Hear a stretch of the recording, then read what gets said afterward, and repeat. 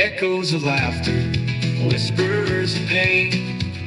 Time stands still, but the memories remain. In this graveyard of steel I find my guard, mining memories in an old wrecking yard. Each piece tells a story, each dent a scar. Welcome to the Wrecking Yard. I'm Jerry Wayne Longmire, and y'all are presumably still y'all. Oh, man. All are welcome here in the Church of Internal Combustion. We just ask that you show up with an open heart. Regardless of what brought you here, I'm glad it did. The world may feel a little crazy right now, and I strive to make this a stop on your journey. Don't involve all that.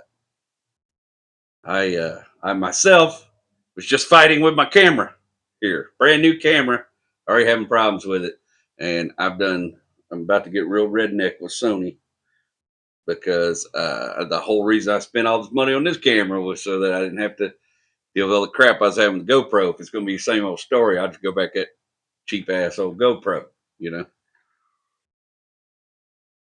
Also, the hell with GoPro. Anyways, let's thank our good sponsors for bringing the Wrecking Yard to your screens today. Number one, our good old buddy, Daniel Pulliam Training Stables. They're in South California. You can go to their website, thetrainedhorse.com. Owned and operated, family owned and operated. Decades of experience training horses and instructing, offering lessons to all ages. Private one-on-one lessons, no groups. That's my thing. I like that. Custom lesson program for children and adults with disabilities. I've talked about that a bunch. I'm a huge fan of equine therapy, people with PTSD and stuff like that. I've just seen it do a lot of good. Doesn't fix everybody, but it can help a lot of people. It's enough to almost make me like horses. They have horse training for your horses of all levels and ages. And they can fix your horse up and make it just diamond gem, buddy. Anyways, make sure you check them out, thetrainedhorse.com, Mr. Daniel Pulliam. And of course, our good friends at the Everyone Racers podcast. It's a podcast all about all forms of endurance racing. It's just a fantastic podcast. It's one of my favorite to listen to on the road. I've said that time and time again. I mean it. I'm about to do this road trip to Oklahoma this coming week, and I'm going to get caught up on what I'm missing on the Everyone Racers podcast. I recommend that you go check it out wherever fine podcasts are distributed, like the Wrecking Yard podcast. They're a great bunch of people. I've enjoyed all my interactions with them. And like I said, the stories on there, racing junk, all that stuff is just so much fun. So go check it out if you get a chance. Everyone Racers podcast. Whew. All right. Came in hot. Fighting with the camera. Came in hot. I didn't cuss the camera. I didn't cuss the memory card. I didn't cuss the lady at Apple. She didn't know I did. But in my head, I did. It's all right.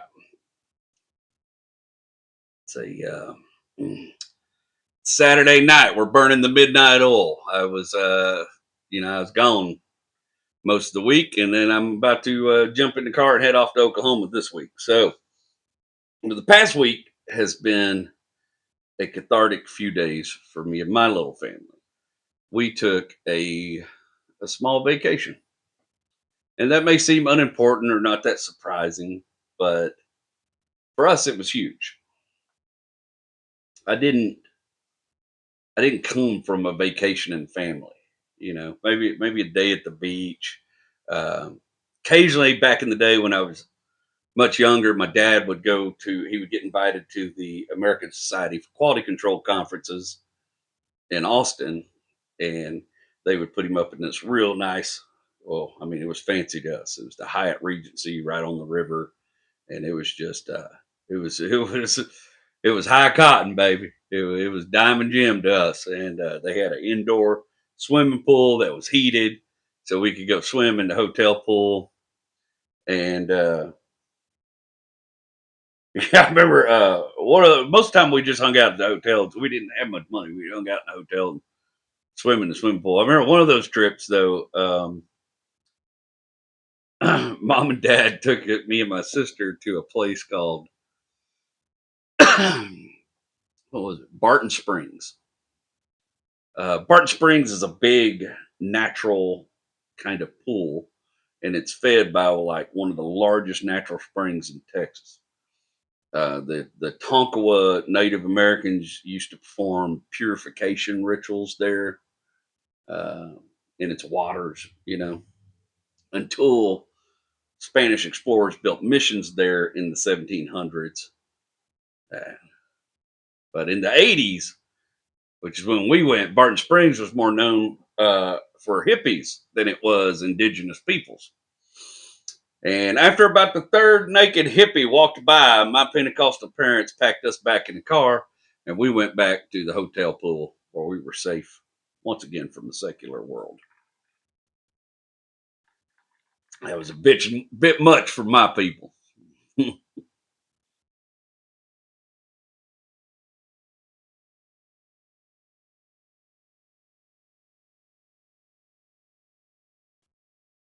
I've never, when I owned my own business, there was no, you know, since my kids are small, we have not taken maybe some little day outings here and there, but never just like, hey, we're going to go take 3 or 4 days. That was kind of a first for us. There's been times we went and stayed at mom and law's place or whatever, but not like this. This was like just me and my little family in a hotel room, having fun, doing touristy stuff. Me and my parents, I remember we took one big road trip. I've talked about it a little bit before when I talked about that old Cutlass Sierra they had. I think maybe the reason that was like our only like big family road trip. Well, honestly, I'm not sure how my mom and dad survived it because they were at each other's throats most of the time. But I think it was honestly one of the few times, when I was growing up, that we had a car that could handle a trip like that, that was reliable enough to do that. We went from Houston, Texas, all the way to Flagstaff, Arizona to see the Grand Canyon and that little Oldsmobile. A little over 1,200 miles one way to see the prettiest hole in the ground you've ever seen. I remember when we finally got there, it was a journey to get there, but I remember when we finally got there, I saw Family Guy make the joke one time, I think it was, about how long are we supposed to look at it? But it was really like that. Like we got out, we took some pictures, we looked over the edge. Whew, that's a deep hole. Then we got in the car and we started heading back to Houston. It was just, I think it was more about the journey for my parents than the Grand Canyon, or maybe just wanting us to see some stuff. We hadn't seen much by that point.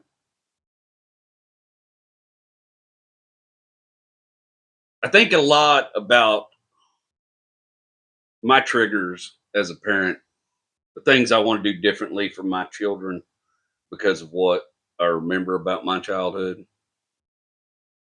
I really think my father wanted to take us on that trip because that wasn't something he got to do when he was young.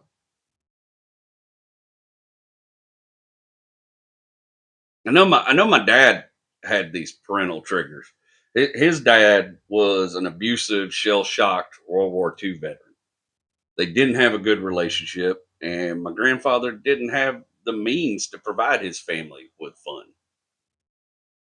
He was a truck driver from the time he got back from the military. From the time he got back World War II, he drove a truck on into the early 80s until he had his heart attacks and he had to retire and quit driving. And I think his best year, he might have made $15,000. My Mima ran paper routes and had like a year-round garage sale every weekend. And they ate a lot of squirrel and a lot of fried bologna. I mean, things that are kind of considered delicacies these days, but back then they was just a means of survival. That was just poor folks' food. You had to live on some bologna back in.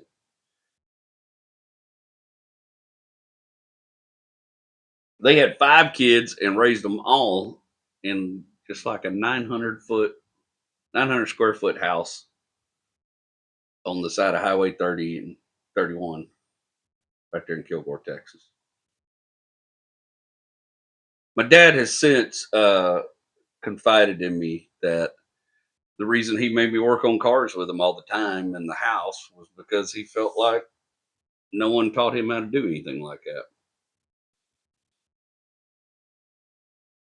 His older brothers were too busy with their own lives, and his dad was on the road driving a truck. And when he was home, he was angry. I mean, angry, angry. My grandfather was a very angry man. He had a lot of things.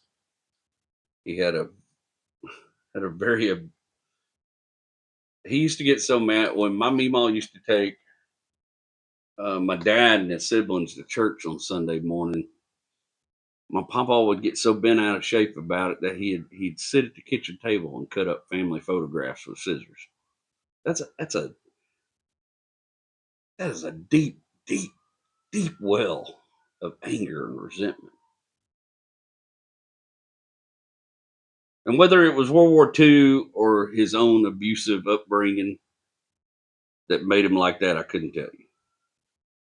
His upbringing was pretty terrifying. His time in the war, like a lot of people, was pretty terrible too. Probably his only friend in the world was his twin brother. He was close to his younger sisters and stepsisters, but his twin brother Carl was pretty much his whole world. He had an abusive stepmother. His father died, you know, young. My grandfather's mother had died when he was just a child.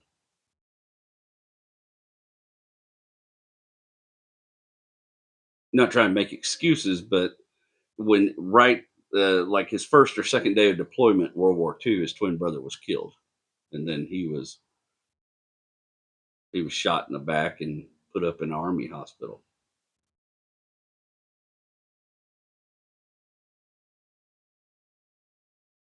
I don't know if that's what caused him to be the way he was when my dad and them were kids. I mean, it wasn't the way he treated us grandkids. He was a different man by then. Age and wisdom changes you. I wonder if maybe it's just Longmire men. We all just seem to have this deep well of anger and resentment in us. I've had to really work on mine. I know my father struggled and worked on his most of my life. I wonder sometimes if things like that can be genetic. Can you just be wired from the get go to be angry? Can that be hardwired into your soul?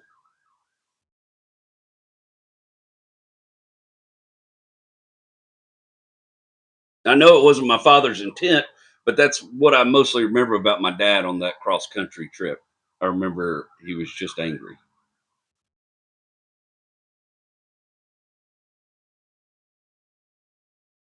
I hope y'all catch him for all the noise you make. Sorry, I don't know if y'all can hear it over the microphone, but Johnny Law's out there with all sounds going. That's what happens when you live in the hood. He was angry that whole trip. Angry at other drivers, mad at us, frustrated and arguing with my mom. And not funny angry like Chevy Chase would portray in National Lampoon movies, but deeply angry. My dad has very dark colored eyes. But when he gets angry, when he got in that stormy, dark place he would get into, they damn near look black. His voice was terrifying to me when I was that age. Uh, when he would yell, I was scared of him a lot growing up. Oh, a lot. And I'm not saying he wasn't abusive, in a physical manner. I mean, I didn't get hit any more than other kids did in the '80s. I got whipped with a belt, smacked around a few times, but so did all my friends, except for the ones with drunks for parents that were getting beat half to death. Seemed like we were on the low end of the scale. But it is, I will tell you, it's a lot of the reason that I do not use physical punishment with my kids. And I know people have big opinions about that. I don't really care. I just don't think it's effective. If you got to do something all the time, then it's clearly not working. And honestly, what I know is all it did for me was make me distrustful of authority and a real damn good liar. because I just figured out that was the easier way. I mean, I got whipped plenty, and when I went to school, we still had corporal punishment in school, and yet I still did drugs, still chased terrible women, still broke the law a whole lot, still got in a bunch of fights. I have little to no respect for authority, and you tell yourself whatever fairy tales you want. But as a former prison guard, I can tell you that prison is full of people that got their ass whipped and beat by their parents.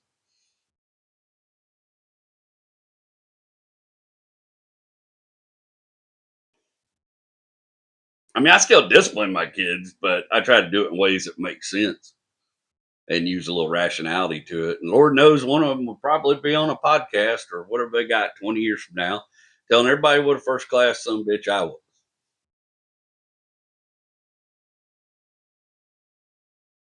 I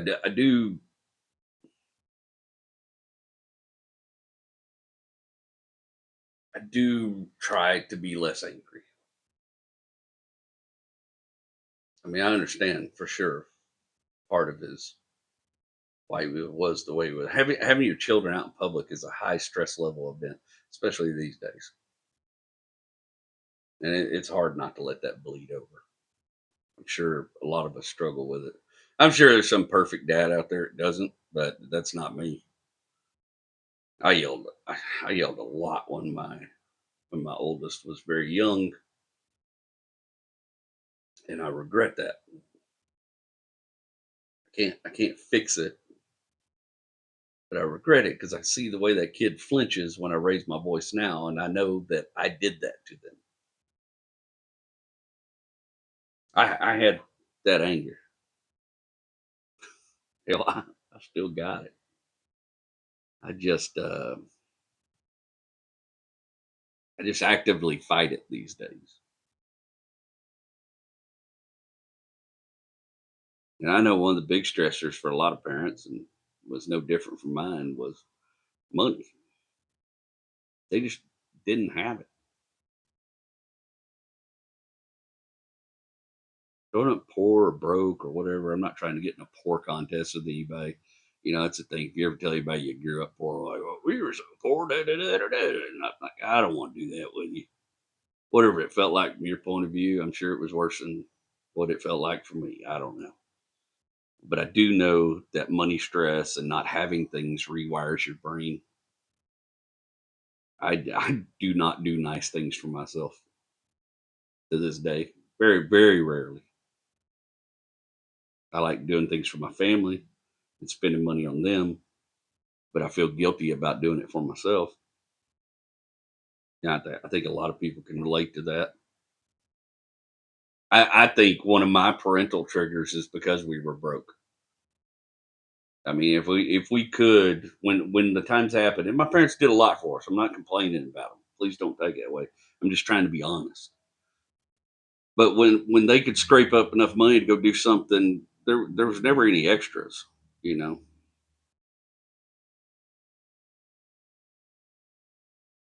there's like if you went to the theme park or whatever. We went to Astroworld a couple times.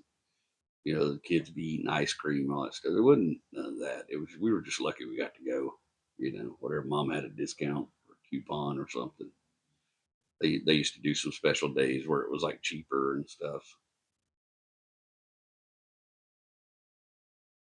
In fact, I remember on the way home from that Grand Canyon trip, we stopped. Maybe it was on the way there. I don't remember really. We stopped at the Carlsbad Caverns in New Mexico. We went and saw my Uncle Cotton, my Aunt Dorothy in Albuquerque, and then we went to Carlsbad Caverns the next morning. We spent the night with them, went to Carlsbad Caverns next morning. And, you know, they always sell stuff at those old places. And I don't know if y'all remember these things, but this used to be a common thing. You'd see them at the rodeo, you'd see them at all like the theme parks and stuff, but it looked like a little a foam alligator crocodile, like a foam crocodile. Sometimes it was a lizard. Ones I always saw were like they look like little crocodiles made out of some foam stuff. Kind of simple. Sometimes they were multicolored, and they had like a little thin piece of wire stuck to them like a leash. And if you could walk it in front of you like it was your pet crocodile. You'd make it you make that thing walk with you like it was your little pet. Boy, I want to be one of them pet crocodiles. I remember being at Carlsbad Cabin. There was this other kid that had one of them foam crocodiles, and he was having the best damn time with it. He was running around. He's making it jump off the rocks. I was so jealous of this kid. I was plotting on how to steal it from him.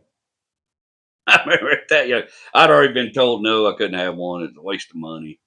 But they didn't know all the plans I had. Me and that pet crocodile was going to explore all of the Carlsbad cabins. We were Carlsbad cabins. And then when we got back home to Houston, he was gonna go to school with me, and all the other kids was gonna be in awe of my pet crocodile. And I was gonna have so many friends I wouldn't know what to do with them.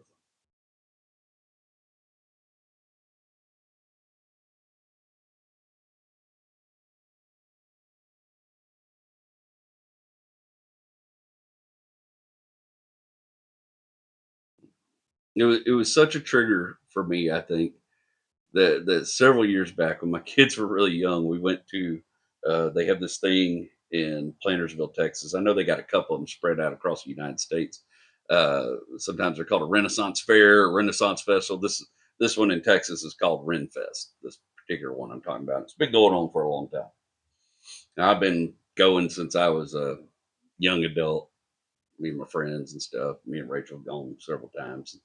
It's a good time. People dress up in crazy old costumes and talk funny, and there's occasionally there's some troublemakers there, but for the most part, it's a good time. It's a good way to spend a little money. They got these giant turkey legs.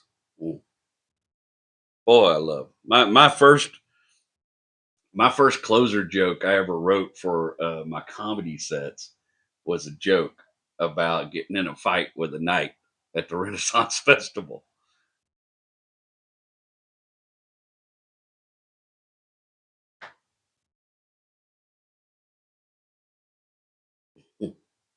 Anyway, we took the kids. They were very, very little.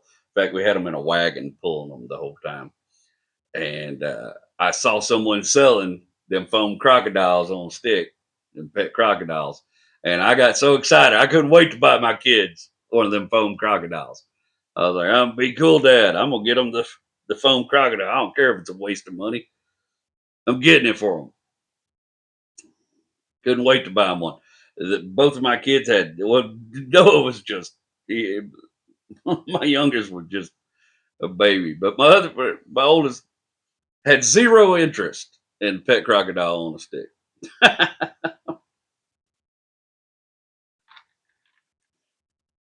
I should have just bought it for myself and took it to work and made a bunch of new friends with my pet foam crocodile. I've long suspected since I was a very young person that a foam crocodile could make you lots of friends. Funny the stuff we hang on to.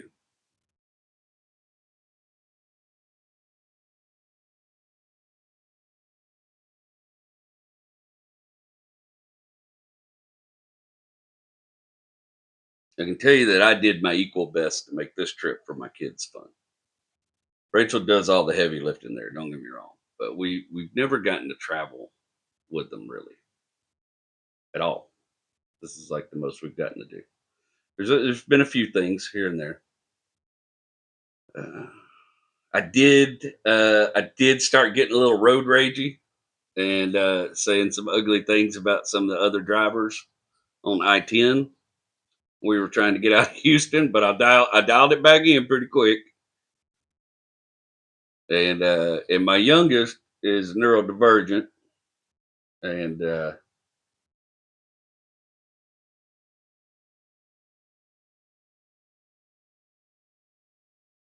he has some serious intrusive, impulsive thoughts. And I did have to get onto him at the safari park for throwing animal food on top of the car. Why? They talk about like what you model and kids learn stuff from video games, but You can't teach that. That kid just has that in him. I love him to death, but my God, he's never seen me or anybody else throw food on top of the car. That didn't come from learning that from somebody else. That's just his own little intrusive, impulsive thoughts. Like, what can I do? I'm getting to throw food out the window. Might as well try to throw it on top of the car. I mean, it's just. But other than that, I felt like we didn't get to travel a lot. And I snore pretty bad. I always have since I was very young. I snore like a freight train. It's real bad. And my youngest, and I don't know if you know, neurodivergence is it's another word for autism, but it's the word autistic people prefer. So that's why I use it. But he has triggers, he has sounds and stuff that just send him off, and he can't help it. It's just the way he's wired. And we work with him, do the best we can. But my snoring is one of those things that triggers him. It terrifies him, sends him into a crying, shrieking mess, and it's made traveling together very difficult. But we've been fortunate because Holiday Inn has these the Holiday Inns and the Holiday Inn Expresses have these rooms that is like a two-bedroom suite with a primary bed and then another room with two beds and bathroom and all that stuff. But there's a door and we can shut it and I can sleep on my face to try to cut down some of the snoring. And it's allowed us to finally travel together a little bit.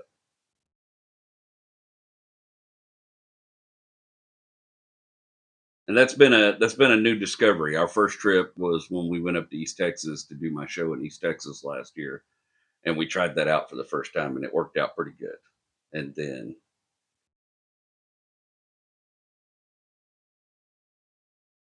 and then the great thing is that I have most of my hotel points from all my traveling and stuff are with Holiday Inn, so it gets us some perks and some breaks on room rentals and stuff. It makes it a little more affordable.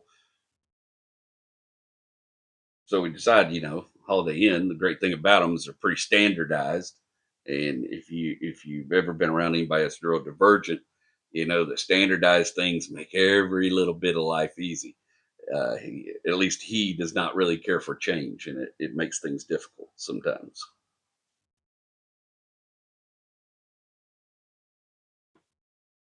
But other than my little bit of road rage beginning, having to get on to him. I mean, most time I was displaying all the happiness I could, and just really just living in the moment with him. That's also why I had to rush back and write this whole thing and work on this well into the weekend. But I just wanted to be in the moment. I just wanted to have a good time with my kids. And buddy, we went on I've always wanted to go on one of those wildlife safaris where you drive through it in your car and see all the animals. I've never been. And they have one just north of San Antonio.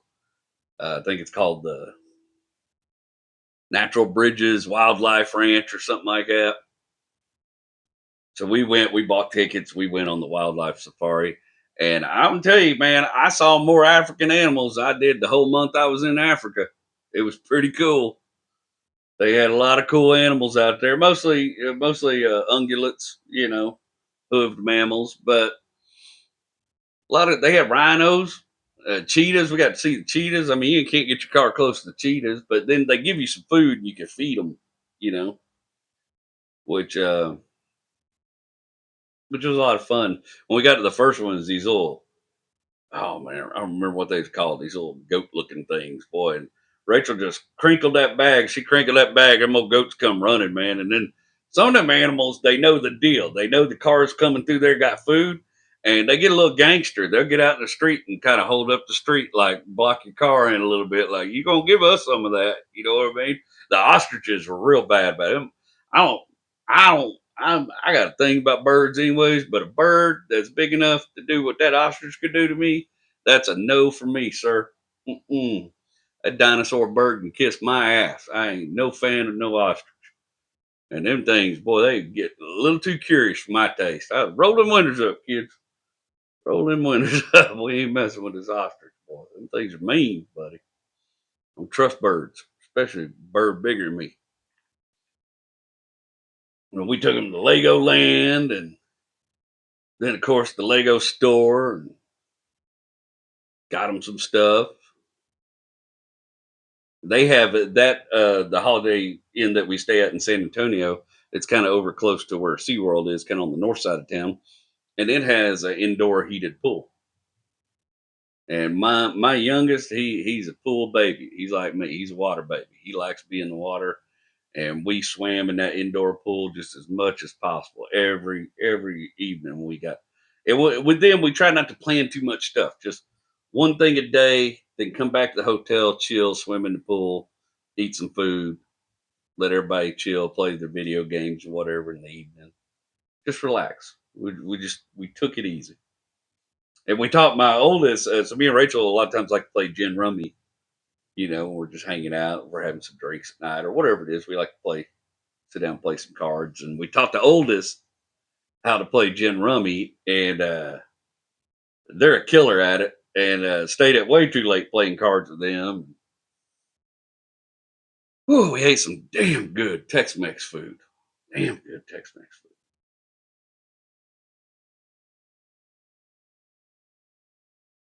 San Antonio got the food, man. Got the Tex-Mex food. There's a little restaurant me and Rachel. Well, Rachel and her family have been going to it since she was a kid, and I've been going to it since me and her got together. Called Casa Ria. It's right down there on the river. I love chili con carne, and chili con carne is like a big San Antonio dish. And the chili con carne at Casa del Rio is my favorite chili con carne that I've ever had in my life. And I usually don't even order it at any other places. I just wait till when I'm in San Antonio and have me some. And I ate the hell out of some good chili con carne. And we said yes a lot, and we smiled a lot, and we laughed a whole damn bunch. Did we spend too much money? Absolutely. But who gives a shit? I mean, honestly, it feels like the world's been on fire since 2020. Might as well make some good memories. And I'm finally in a position where I can afford to do that maybe once a year. Take my little family and just have some fun. San Antonio is one of those places that makes me happy. It's it's about as Texas as it gets.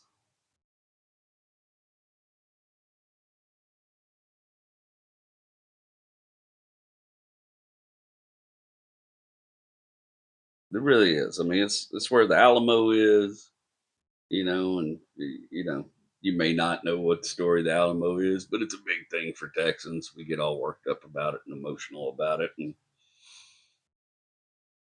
so there's always going to see the Alamo.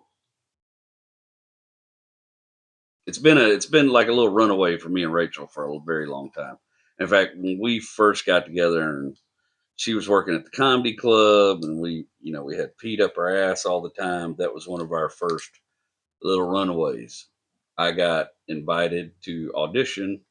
I had done Last Comic Standing the year before, and I've told you that story. I did pretty well, and I ended up getting bumped off the show. But then the very next year, so there's two ways you can do Last Comic Standing. You can go to the cattle call audition, and I'm sure y'all saw it on the TV if you watched the show. But there's a line around the building, and people camp out to try to get in there and get them a little 3-minute audition. Or if you're kind of a little bit of an established comedian, a lot of times you can have your club or somebody with some stature can call the agents and get you a scheduled audition. And because of my experience with Ralphie the year before, and because of Rachel's connections and the club's connections, they were able to call and get me a scheduled audition. It used to be a comedy club it was called River Center in San Antonio. It's not there any longer.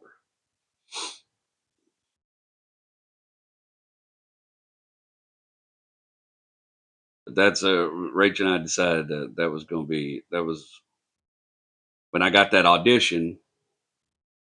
We decided we are going to go together. She was going to take a day or two off work. We were going to run out to San Antonio, and of course, I was going to do this audition. I was going to nail it, and immediately get put on last comic standing because I did so good the year before, right?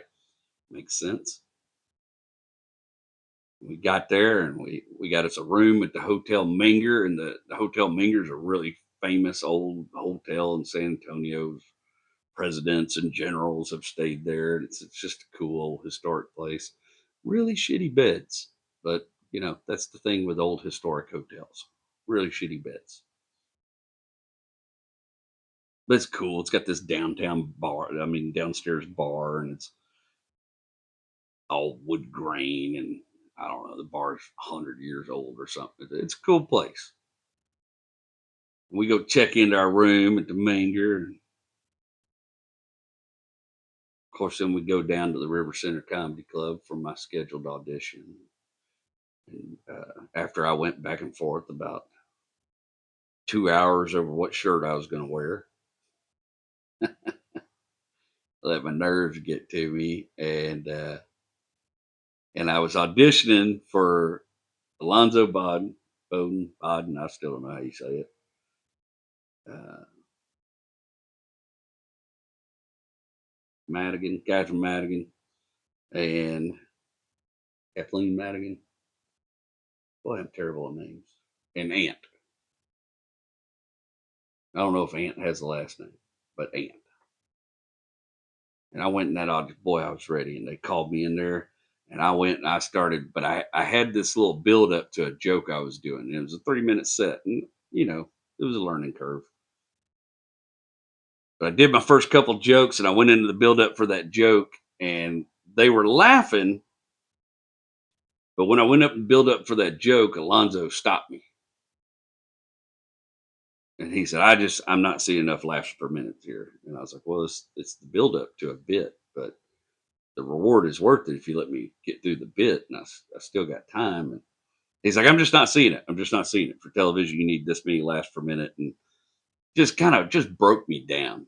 Just broke me down in front of everybody. And Kathleen was like, well, I really liked what he was doing. And Aunt really liked me, but Alonzo was a no-go. And walked out of there a little crushed. Guess it wasn't going to happen that year.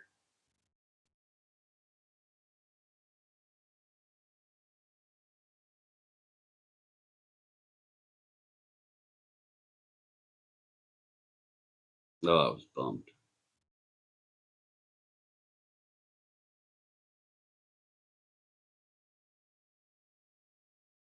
But then Rachel took me back to the hotel and got naked. And we had a lot of fun. Helped me get over it. And we spent the rest of that little weekend in San Antonio having us a good ass time, just doing silly touristy stuff. That was my first time to go eat Casa Rio. It was almost 20 years ago.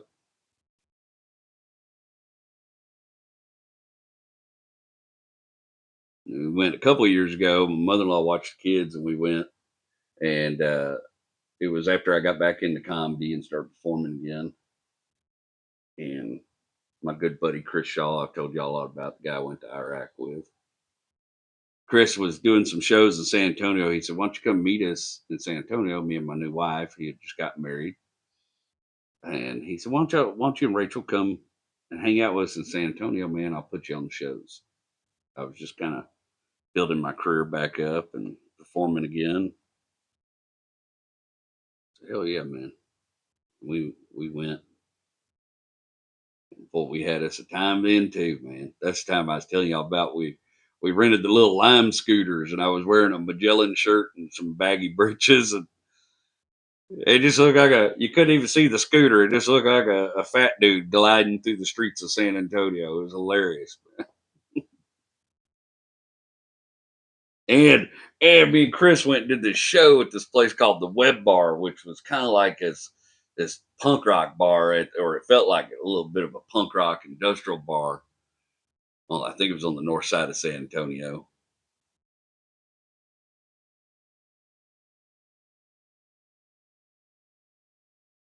It was wild. They had a big old fan behind the stage and garage door open, and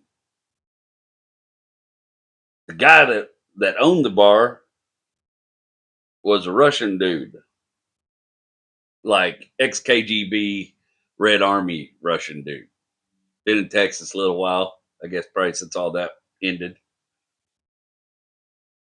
And this dude had one of the biggest smokers I ever seen in my life, and he had chicken. He was smoking everything on that smoker, and boy, it smelled good. I wouldn't have called a Russian dude for making some of the best barbecue I've ever had in my life, but that Russian dude made some of the best smoked chicken I'd ever had in my life. Rachel went back to the hotel room. She wasn't feeling very good, and it was really hot in there, and it wasn't like a fun experience. It was. I think maybe it was July. It was really hot, so she went back to the hotel, take some medicine, lay down a little bit, see if she'd feel better. Me and Chris stayed, of course, did the show with some other San Antonio comics. And then after the show, the Russian dude got in a real tense conversation with this Colombian dude that was hanging out in the bar, and they were just going back and forth. And the Russian guy spoke some Spanish, and they were just back and forth, and it looked like it was getting ugly. I was getting a little nervous, like what? Is this like a drug dealer fight? What am I about to see go on in this little bar?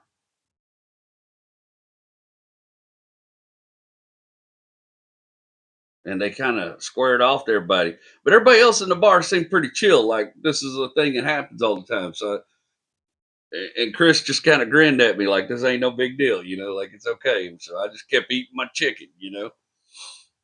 I was like, wonder if I should text Rachel. Like, I think maybe I'm about to get killed in some sort of crazy Russian Colombian war. I don't know what's going on in here. And then the Colombian dude, the Russian dude, stood up on a stool behind the bar and started singing Russian opera. Or I assume it was Russian opera. It was opera in Russian.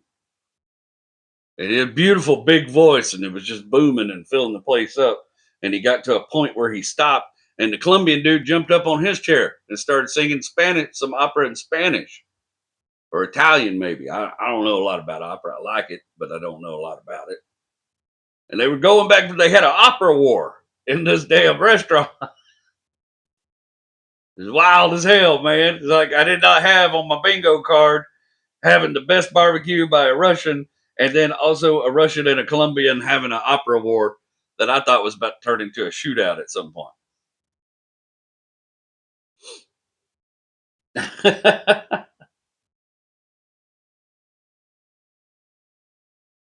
And then I remember afterwards, I took an Uber back to the hotel, and Rachel's feeling good. I was like, let's go down to the Riverwalk. Let's have some fun. I changed out of my suit, and we just put our goof off clothes on. And we went down to the Riverwalk, and we got about halfway down the Riverwalk, and the sky let loose. And when I'm telling you, it was a gully washer. It was just the streets were flooding. It was pouring, and we just had to run all the way down the Riverwalk and back to our hotel. By the time we got back to the hotel, I was soaking. I was just drenched, man. We laughed so hard that night. Good time. Those are the things that build your history, your lore. And then, of course, last year when the hurricane hit our house, and after about the fourth or fifth day without power, and it was absolutely miserable and hot, we packed up the kids and used some of my hotel points and ran to San Antonio and just hung out in that hotel. We didn't have any money at the time, so we mostly just hung out in the hotel and swam in the pool. And that's why we knew this was a good one. We knew about that heated pool, and we knew that the kids would have a good time there. They don't, my kids don't ask for much, really. They're just not, that's not their MO. So we knew they were going to have us a good time. In fact, last time we went there, when we went there in July and came back, that's the Cadillac ate up a right rear brake rotor. Rachel's little Cadillac SRX ate up a right rear brake rotor. And the whole time we were driving around, sitting there, I could hear,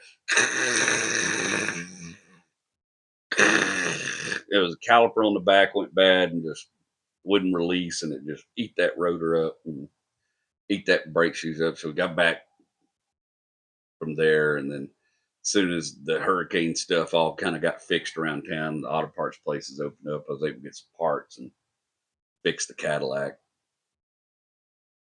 And then on this trip, the Cadillac's displaying new problems. So maybe the Cadillac hates San Antonio. or me. I'm not 100% sure. I love Cadillac, but they don't seem to like me back.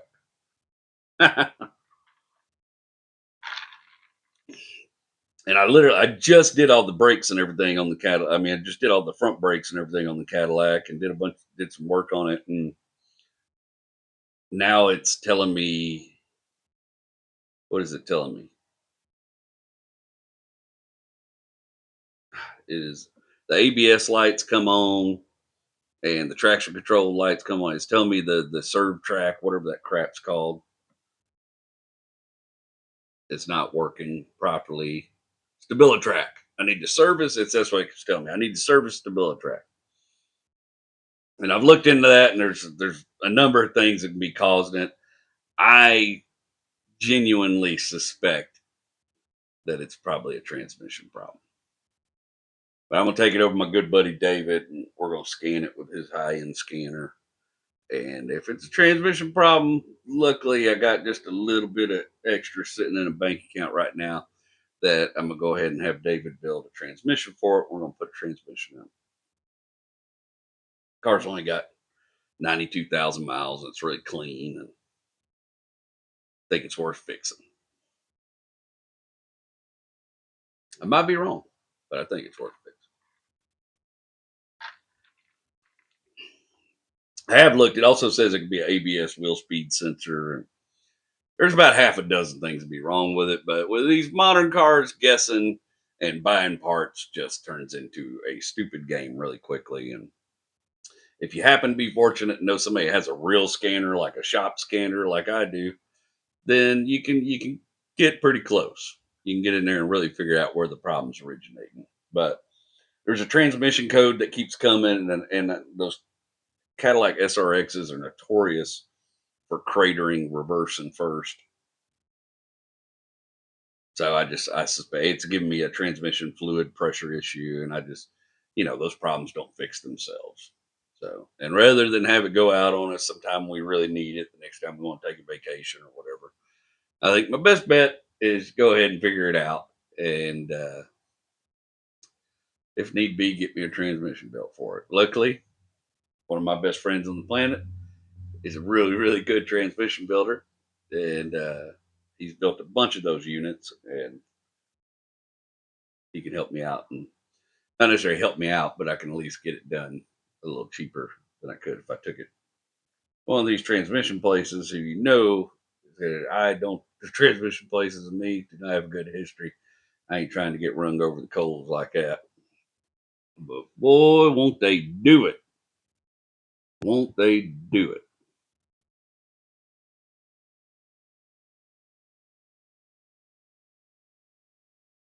Getting towards the end of the first hour here. And,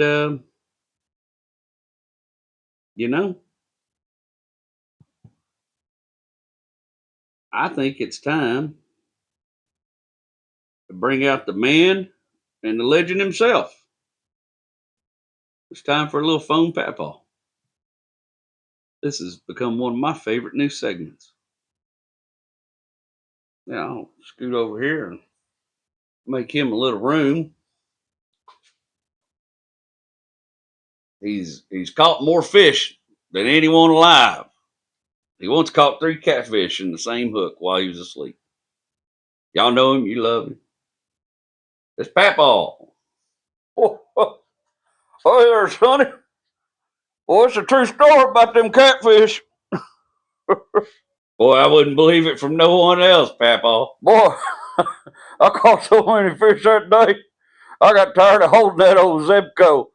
I told them fish, the bait's in the live well. You just jump on in when you're ready. And I took me a little old nap. Papaw, you can sew a story better together than Betsy Ross. Oh, I ain't telling tales out of school. Boy, we ate on them fish for a month of Sundays. I noticed when I drove by yesterday, your old mower sitting out there in the rain with a flat tire. Man ought to take better care of his machinery than that. Oh, I know. I got a flat tire, and I've been busy as hell all week. You been busy talking to yourself out here in the garage? I was traveling this week, and I'm traveling all next week. Where are you headed now? I'm doing a run through Oklahoma. Well, I hate to say it, but it don't look like you've been doing much running at all. You know what I mean. I got shows up there. Well, you better be careful around them Okies. I served with a few of them fellas, eh?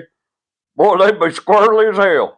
Good in a fight, though. Well, I'm sure I'll be able to navigate my whole trip safely thanks to that wild generalization. Boy, you're ed up with a smart mouth. I think you must get that from your daddy. I ain't sure it came from Daddy after that little running line a little while ago. Are you ready to dole out some questionable advice? Boy, you ever dream about questioning me, you better wake up and stop yourself. I didn't get to be old being no fool. Well, all right, wise one. Our first caller is Kieran Kinsella. Hey, Papaw, what do you think about the Suzuki Jimny? I've been thinking about purchasing one. Well, what the hell is a Suzuki Jimny? Well, I thought they made them motorbikes. Ain't they got no Ford house where you live? Papaw, Jimneys are little like off-road machines. They're like little four-wheel drive Jeep type things. They're actually pretty reliable, pretty stout little boogers. They sell them overseas. Well, Sonny, they got Ford overseas. I seen a whole mess of them in Germany one time. Kieran, for what it's worth, I think you're making a fine choice. Why don't we move on to caller 2? It's our old buddies at the Greasy Garage asking. Hey there, Papaw. Do you prefer a Model A or a Model T hot rod? Well, Sonny, I don't know anything about no hot rod, but well, you gonna ride that Model T, you better bring yourself some extra vertebrae. That old Model A is a better choice. It's got the hydraulic shocks and a shatterproof windshield. And all it takes is hitting about one turkey vulture to appreciate a shatterproof windshield. Well, you know, if he hot rods it, he's probably going to update all those features. Well, why the hell's he asking me about it then? You didn't mean to pick out your pants too? Well, okay. Let's get to our third caller. It's Amy Iris asking. Papaw, tell me it's true you worked on the Golden Gate Bridge. What was that like? Well, hell, I had to damn near build the thing myself. I was just running a dozer when they brought me out there until I realized they none of them know what they was doing. It was a good thing they brought me out there when they done. Well, that's funny because Dad told me the judge made you join Roosevelt CCC and work till you was old enough to go to the military on account you and your brother getting in so much trouble. Boy, I knew that running line was going to catch up to me. I think the word you're looking for, Sonny, is allegedly. Allegedly? You been watching that Boston Legal show again? I like that old Denny Crane. I bet you do. Where are you off to next? Well, I got to get going. I got to get over there to the church and show them how to load up a pickup. Now, Meemaw's making you haul garage stuff, you mean? Oh, allegedly, Sonny. Allegedly. Allegedly, indeed. That's Papaw, everybody. Make sure if you have a question for Papaw to put it in the comments for next week, and we'll let him tackle some more and see how wrong he can steer us all. Woo! I tell you what, I think it's high time for a weather update from old Wendell Wiggins. Y'all okay with that? Yeah, it don't matter if you are or not. We're going to do it anyways. I believe there's some congratulations in order for Wendell. Wendell, I was told, are you there, Wendell? I was told you were promoted. You've been promoted to the 7-day national forecast.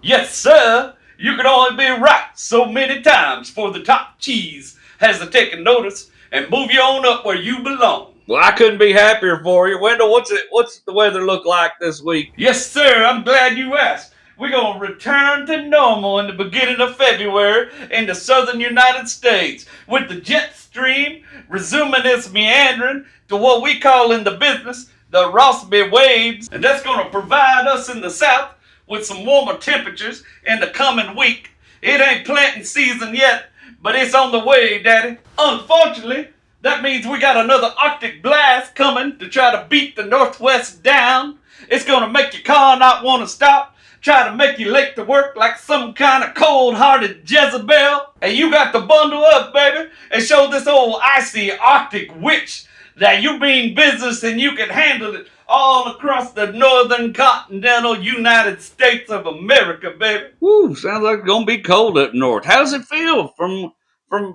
to go from being a big fish in a small pond to the biggest pond? Wendell, are you excited? Excited?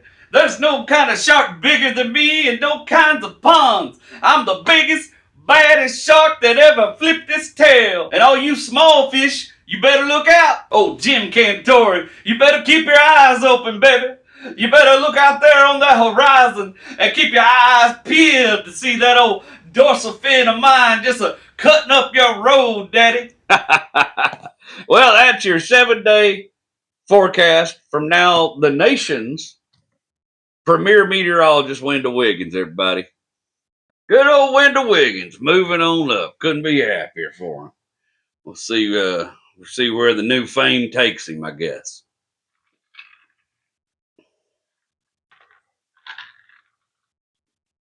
You know, back in the early days,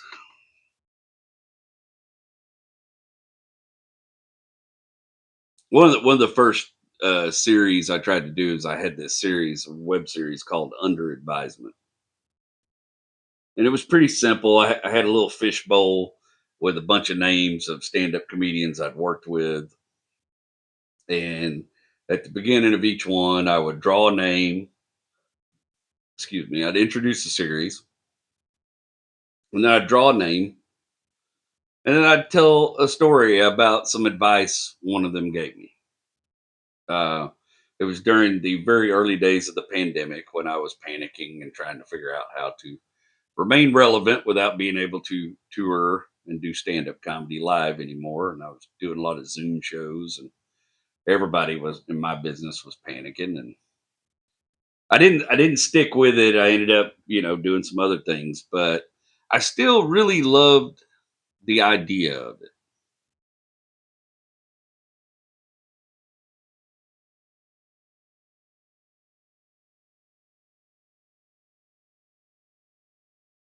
I truly believe the things people say to you stick in your head for a really long time.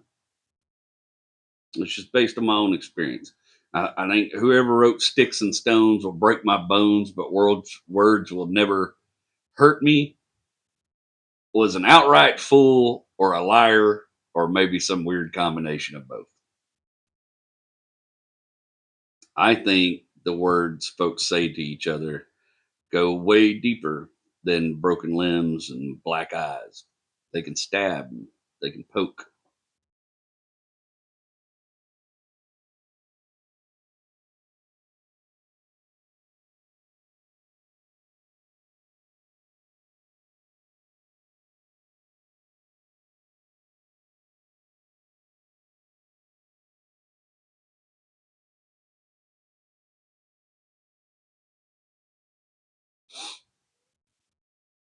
I think the words folks say to each other go way deeper than a broken limb or a black eye does. They can stab, they can poke, and they can stay with you far longer than the speaker intended for sure.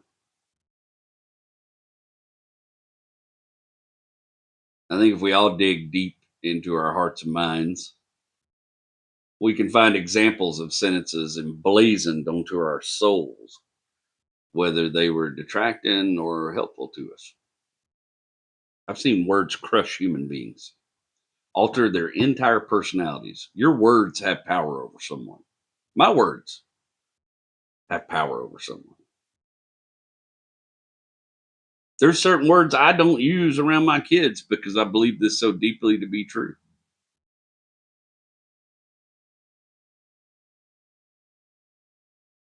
We don't use the word stupid in my house a lot to describe anything or anybody because I don't think it's a helpful word. I think it's a very powerful, damaging word. I think it's why writing has been such a dangerous tool since its very invention. Like from the first time some old, some cave dweller looked up at someone else's drawings on a rock and decided in their mind or whatever their mind was capable of at that time what that drawing meant. Words are far more powerful than sticks and stones. Words topple economies, families, regimes, religious organizations, folks' mental health.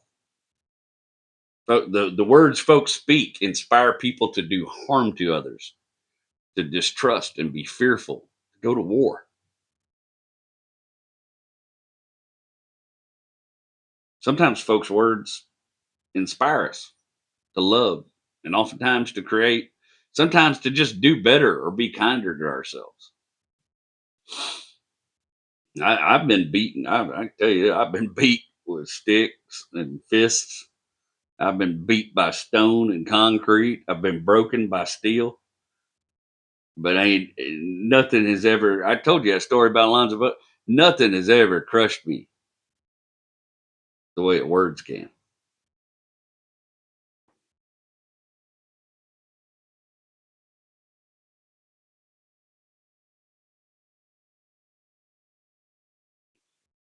I mean, you can make your body strong, right, with iron and moving stone. You can become strong by moving lumber and building great things. But words have built me up and inspired me like nothing else. Words, the right words, can change all of us. That's one of the things I strive for, and my whole business is words.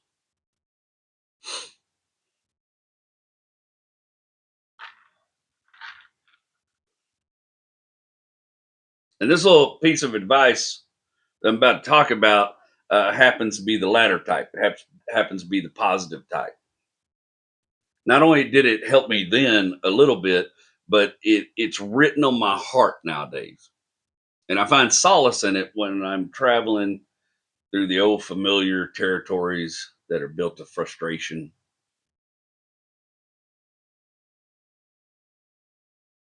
This happened around time. I was about the age of 20. I had the Trans Ams when um, I was living back in the wrecking yard in Granny's old house with Uncle Bobby. This was before I was working with him in the hot tubs and stuff like that. But I was on a world class screw up tour. Okay. I'd gotten fired from jobs in Louisiana. I felt like I'd been fired from half a dozen jobs, and it was 100% my own fault. I was running around with girls, staying out late, and drinking, showing up to work late, sometimes with no shoes on. Maybe one time I came in hungover and peed in the hand washing station on accident. Maybe it wasn't a one time. Details ain't that important. I can just tell you at that stage of my life, I was the opposite of King Midas. And everything I touched, cars, jobs, relationships, just turned to shit.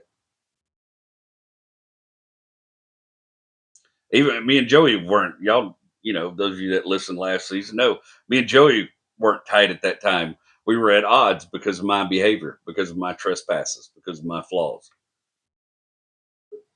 I was struggling. I didn't have much faith in God at the time. My worldview was pretty shaken when it came to religion and the things I believe in. I didn't believe in nothing.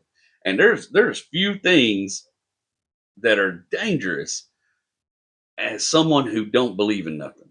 You can get real detached from reality real damn quick.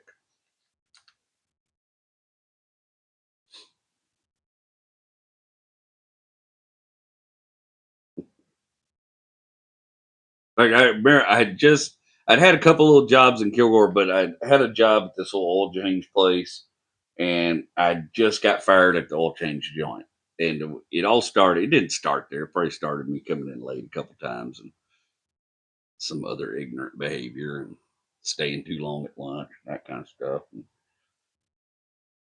But what started the argument that day was that I guess I didn't put somebody's oil filter on tight enough, and they drove it back home and it leaked in their driveway. Not bad, just a couple little spots. But it was a very valued customer. She'd been coming there for a long time, and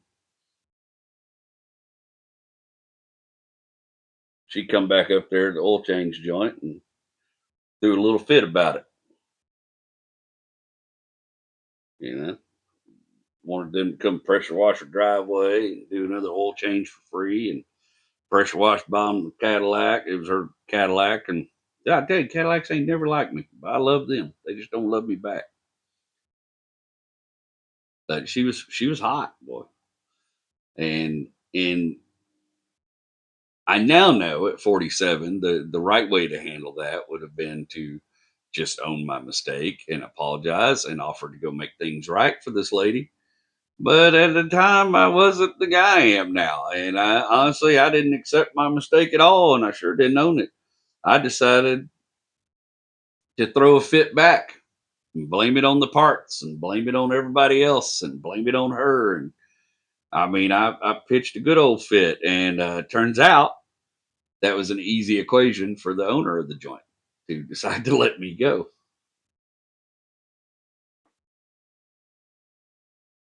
I really think a lot of the car dudes go through this at a young age. I mean, I've known a lot of people go through this. Maybe you didn't. Maybe you were always good at stuff. Um, but I went through this period at a young age where I'd worked on about 8 cars, and I decided that I knew everything about cars there was to know, and nobody was going to be able to tell me shit. I was clearly God-given genius when it come to automobiles, and if you couldn't recognize that, then you just weren't paying attention, right? And I've seen a lot of dudes go through this. I've had a lot of young dudes work for me that were like this. I think it's just a rite of passage, a part of you. You learn just a little enough to be dangerous, and then after you learn just enough to be dangerous, you get carried away and decide you know it all. And I thought I knew it all. That if something went wrong, it was the part's fault or the driver's fault. But I'll be damned if it was my fault because I knew it all.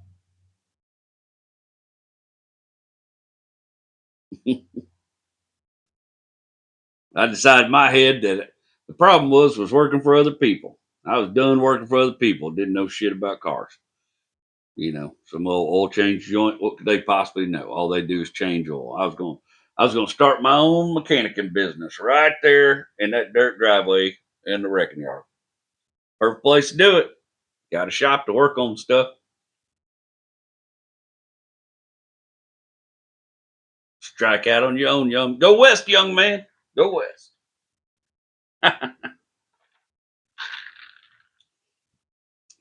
There was a neighbor right down the road, like walking distance, who had this little. It was a 1990 Mazda B2200, and I had, of course, told some people up and down the road I was going to be working on cars down there. I went and had me some old business cards made and spent money I didn't have to do that, and walked up and giving people my business card and telling you, boy, you need some car work, I got you. I'm here for you. And one of those neighbors had this little 90 model Mazda, and it would hardly pull itself out of its own way. I mean, you crank it up and it'd pop and misfire and just barely run, just barely push the truck up and down the road. It was a little automatic, just barely push the truck up and down the road unless you were just flooring it.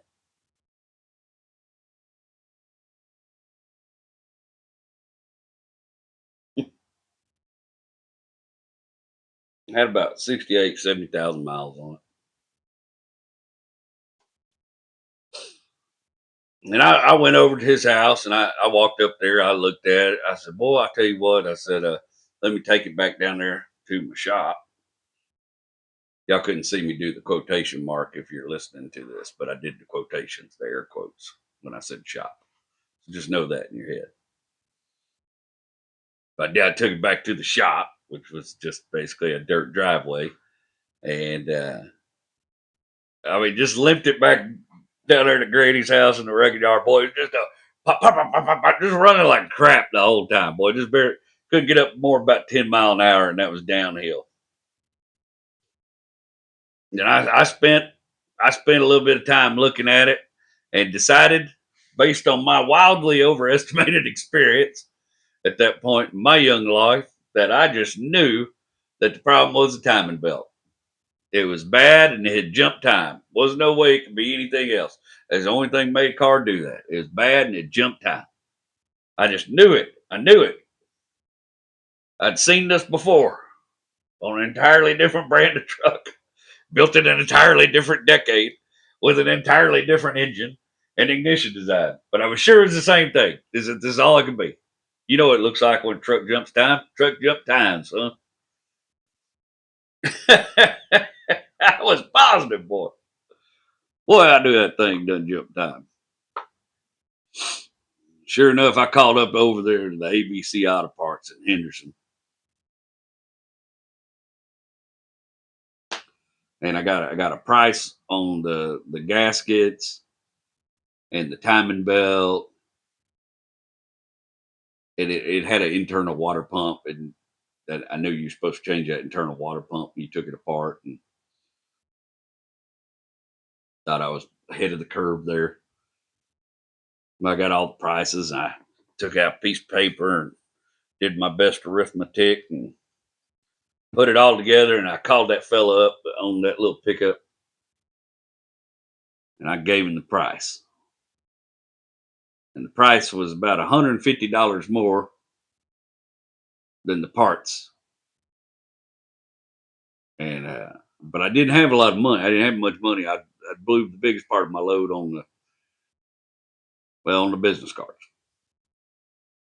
and I only had about 20 of them.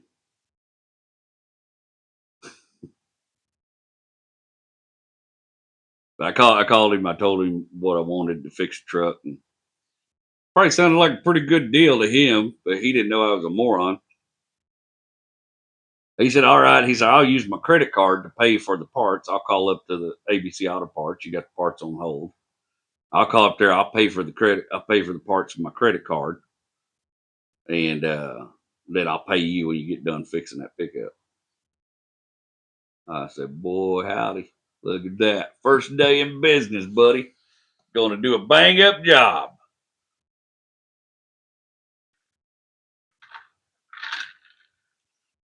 I hopped in that old Trans Am, boy. I hauled butt over there at Henderson, which was about a good 20-30 minute drive. Get over to Henderson. There wasn't nothing out there in Lever's Chapel near where the wrecking yard was. You either had to drive into Kilgore or Henderson. So I drove into Henderson. There's a big ABC Auto Parts there, right there on 259, and went in there and they had the Chilton books, they had the Haynes books, and I went there and got me $15 Haynes books. Boy, I started filming through. It was the Haynes book for that Mazda. Boy, I started flipping through them pages, and I looked up that timing belt and everything.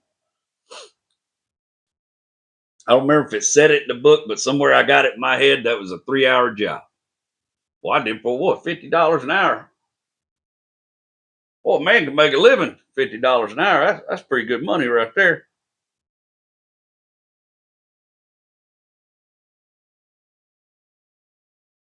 So I used some of my own money to buy that $15 Haynes book, and I picked up the parts that he had paid for. But I figured it wasn't a big deal because if I was starting my own shop, buying books was a sound investment.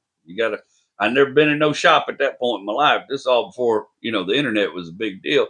Back then, you went in an auto parts shop. They all had a room somewhere or a shelf somewhere had full of Chilton's manuals and such, and service manuals. And I said, man, if you're gonna start a shop, son, you need to start building your book. I already had a couple Haynes books. Had one for the Trans Am.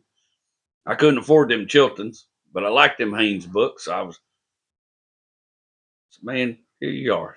Look at you in business. Your first day, you done bought a book for your business.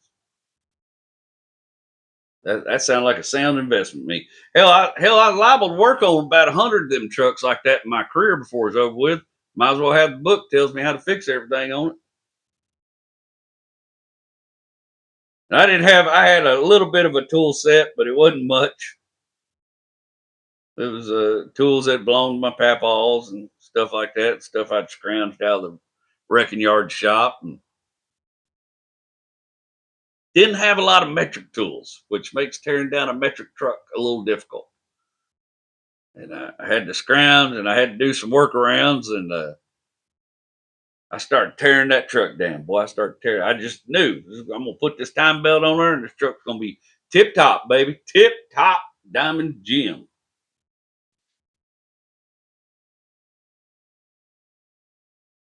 Boy, I tore that thing all down, the front of that engine all down, and read them instructions, that Haynes book about how to put that timing belt on.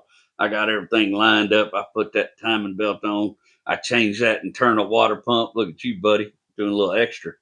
Doing a little extra. This is how you're gonna build up your service image. People gonna be coming to you from miles around, buddy. They know you kind of fella just change the water pump because you oughta. I was an idiot. Well, I was so proud of myself. You know, I was so proud of myself. I was like, you know what? You've earned yourself a little break. I went in the house, fixed me a little sandwich, come back out there to put it all back together. Boy, put them new gaskets on it, little RTV, everything. Wiped it, cleaned all the parts up real good. Put that thing back, put that booger back together.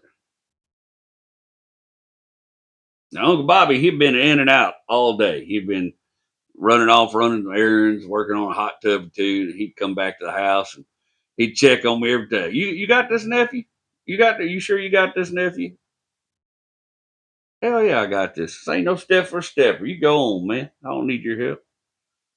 Well, he'd grin, he'd get back in his pickup, light him a cigarette, drive off again. Boy, I'd go back to it. I started putting that old stinking Mazda back together, man. And supposedly it's a 3-hour job, but I don't mind telling y'all that it took my young ass every bit of about 8 hours. It was starting to get dark outside. Had to go rig me a light up out there in the driveway so I could see what I was doing. A little old drop light.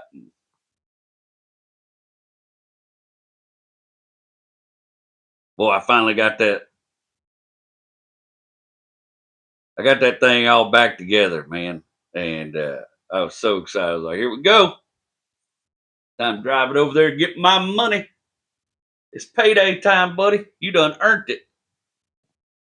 Sat in that little pickup, turned that key. Nothing. Just spinning.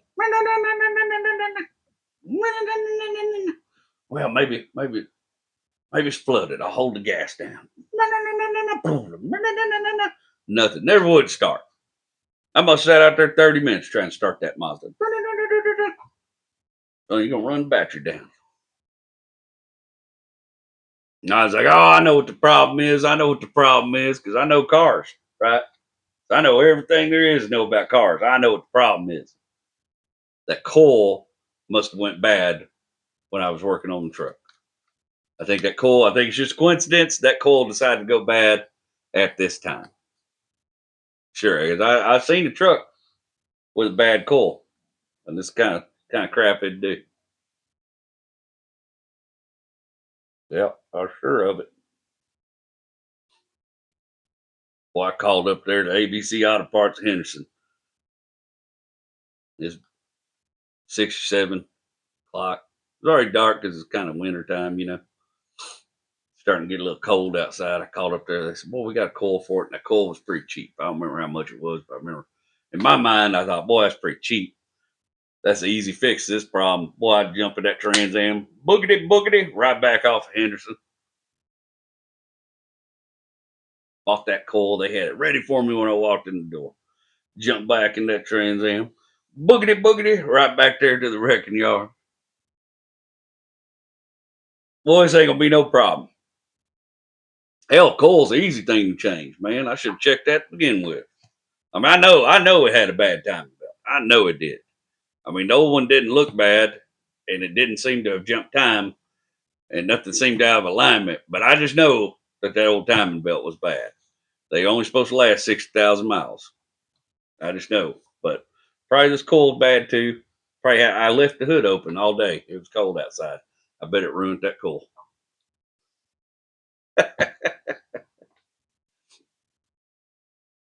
Well, I put that new coil on the truck, took that old coil off, throwed that old coil out in the wrecking yard. Don't need that no more. Just tossed it. Don't need that no more. Hopped in that truck, went washed my hands, hopped that truck.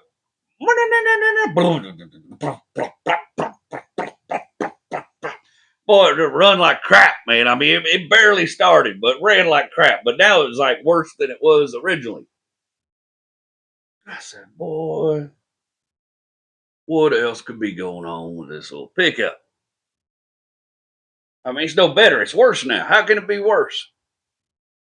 Boy, I wish I hadn't thrown that coal out there. I ain't never going to find that coal. I could put that old coal back on it. This coal didn't fix nothing. Maybe I got a bad coal from the auto parts place. You know, they give us bad parts all the time. They don't. But maybe I got me bad coal. I said, no, I know what the problem is. Clearly got some bad plug wires. And plug wires look pretty old on that truck. They might have been the originals for all I can tell. I guarantee you I got me a bad. I probably bumped one of them plug wires while I was working on it, or laid something on them, messed one of them plug wires up. That's got to be what it is. Got to be a bad plug wire. Boy, I call right back up to ABC Auto Parts. Y'all got a set of plug wires. It was a Mazda B2200. Boy, they did. Them plug wires was kind of costly though. I said, well, you made a small mistake. It's not that big a deal. Boy, I'm frustrated now though. Now I'm spending my money.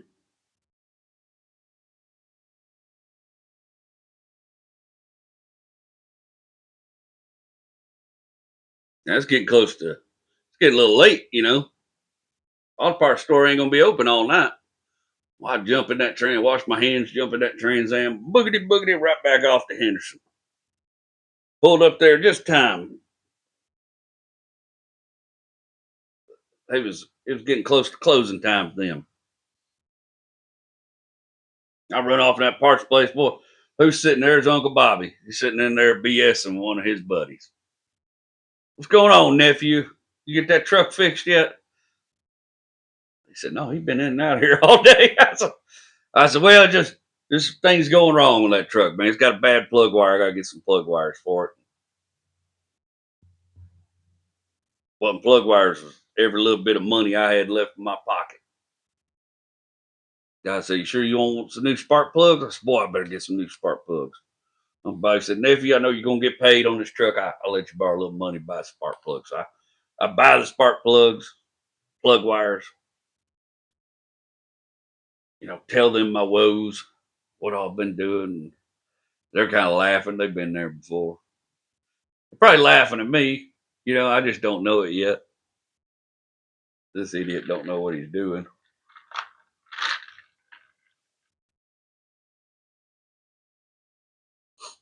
Boy, I jumped back in that Trans Am, boogity boogity, right back to the wrecking yard, right back to Labor's Chapel.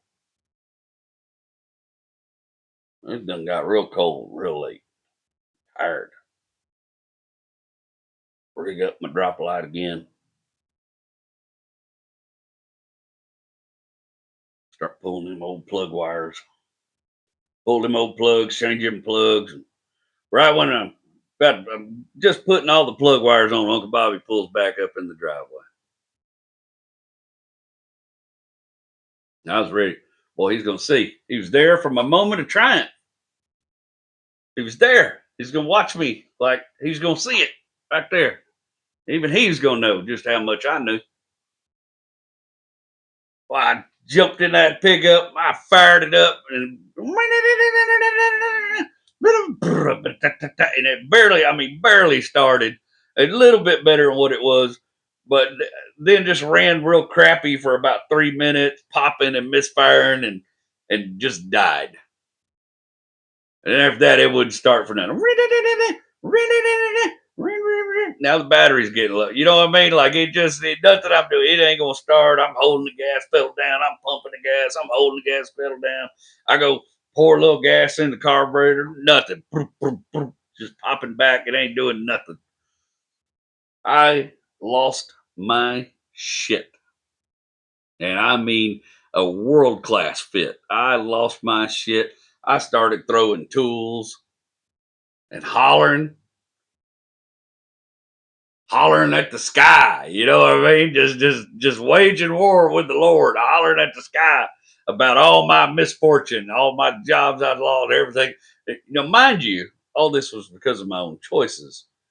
But boy, I was just hollering at the sky, mad as hell. They had a big old corrugated fence around Granny's place to separate it from the wrecking yard. Boy, I kicked the shit out of that fence. Gang, gang, gang. I mean, lost it. And old time Uncle Bobby was just leaning against his pickup with his little fifth of Yukon Jack. Had it in a plastic sack, top rolled down. He watched me throwing that fit, and I'd look over him and I'd get madder, boy, because he's kind of grinning. Felt like he's laughing at me. Felt like he was smirking at me a little bit or something. I don't know. Everything was making me mad. I saw red, boy. I was just hollering, man. He unscrewed the cap off that Yukon Jack and took him a little swig, looking at me the whole time out the side of his eyes. Put that Yukon Jack down and put that lid back on that Yukon Jack. Set it. This back when he had the Toyota. Set on that little Toyota pickup.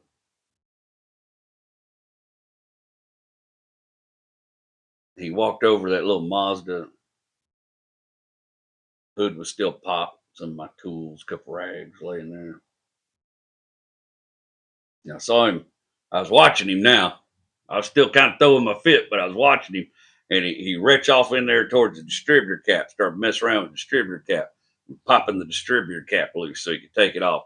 And boy, I just hollered at. I already checked that because I'd popped that distributor cap. Rotor looked fine. Everything. It had one of them. It was the first time I'd ever seen one, honestly. They called it an optical distributor. It had a little eye in it, and then the rotor cap had these like little windows in it. And I'm not even 100% sure I still understand how it worked, but it's something about the way that light shot through them little windows. I didn't look at everything looked good to me. Nothing was broken. There's no play in the distributor. I checked that. I knew what I was doing. I hollered at him. Well, I already checked that. He said, I know you did, nephew. I know you did. He popped that little top part out, little rotor thing with the little windows in it. Reached over there to the fender and he grabbed one of them rags off the fender and got down there and wiped out that little eye real good and wiped off that rotor and then wiped off the inside of that distributor gap real good. The whole time I'm just over there raging. Like, that ain't gonna fix nothing. That truck's just screwed. It's got a bad computer. I've decided everything's wrong with that truck.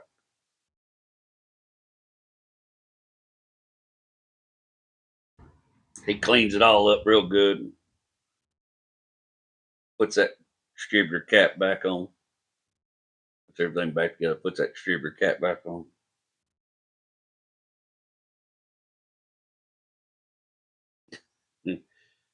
Pulled it. He always kept his cool cigarettes there in his shirt pocket. Pulled his old cool cigarettes, his old soft pack out, and jacked him one of them cigarettes out and stuck it in his mouth. Whipped out his old lighter and lit that cool cigarette up, looking at me the whole time. I'm done yelling now, but I'm still pissed.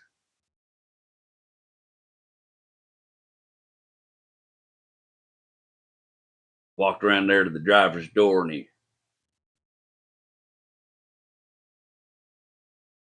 reached off,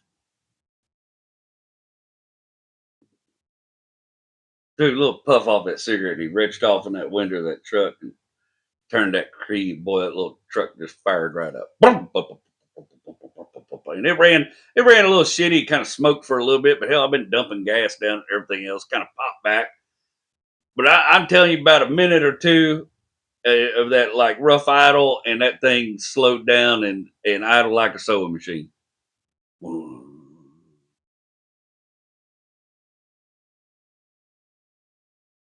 The damn little optical eye in the distributor was dirty. Didn't need no timing belt. Didn't need no new wires. Didn't need no new spark plug. Damn sure didn't need no new coil. Boy, then I really got pissed. I done spent about $75 of the $100, the $150 I done spent a whole day trying to make. Now I'm making about $6 an hour. You know what I mean? Boy, I threw another little fit out there. I cussed and hollered. And Uncle Bobby went off in the house. Sure, he was tired of listening to it. He'd done what he could to help me.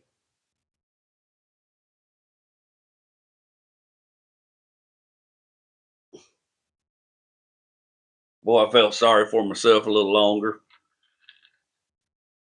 And I got in that fella's pickup and I drove it back to him.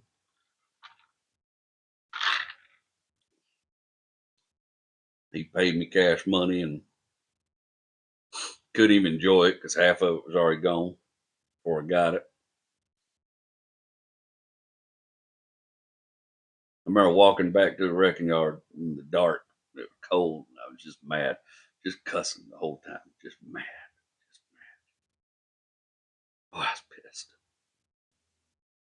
Got in the wrecking yard. He was in the house. I could tell he was watching TV because the lights in the living room were on. I could see the flicker from the television. He probably fixed him some food and sat down there and watched some TV. I didn't want to go in there. I had to look at him knowing he's right. Damn a fool for being right back then. I sat out there on that porch. They had a little swing at the end of that porch in front of it. And boy, I sat in that swing just to cussing myself. How stupid I was. And there's that word again. How the hell I was ever going to amount to shit. Couldn't even do this simple little, I screwed this whole job up and didn't make any money. And boy, I was mad.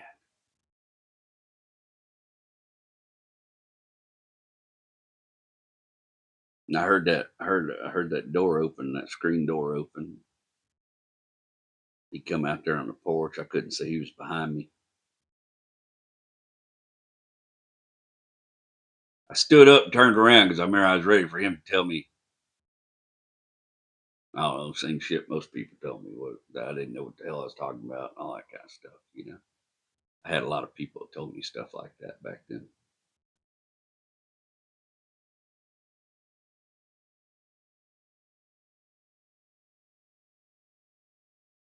I was just sure he was coming to tell me all that too. He came out on that porch, I could tell his little bottle was empty. He had pulled the paper sack off of it, wadded the paper sack up, and stuck it in the bottle. His face was red, you know, he'd been drinking. Mine does the same thing. About everybody on that side of my family's got rosacea, and sister got it. Uncle Bobby had it. My mom had it. I got it. Faces getting a little redder, you know. But he had a little grin on his face, you know, and that wasn't helping my attitude.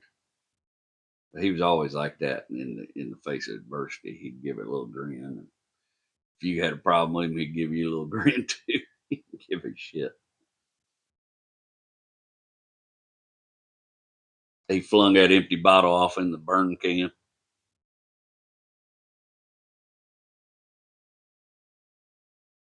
Hey nephew, I know you're not making any money. Why don't you come work with me for a little while?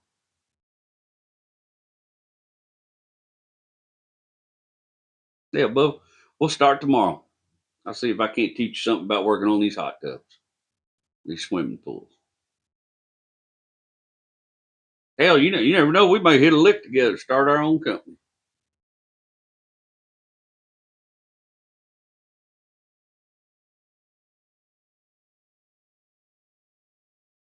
Yes, sir.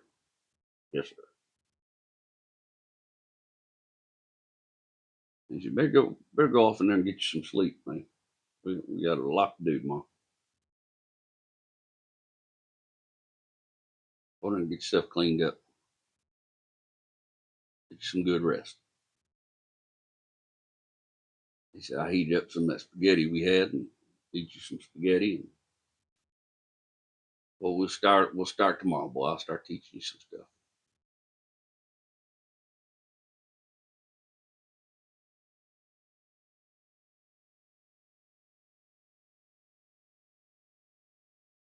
Damn, I missed that man. I went in there and I got cleaned up and ate me a little bit of spaghetti. He was watching he's probably watching Sling Blade. That's what we watch all the time. He's watching a movie, kind of laughing, sitting in the recliner.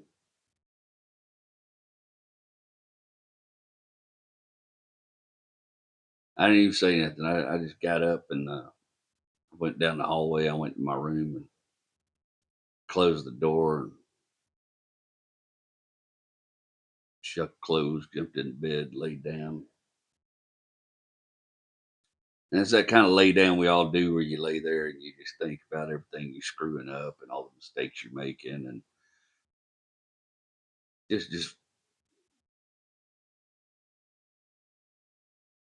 wallowing in it, like a self-pity swimming hole. And I heard him turn the TV off in there.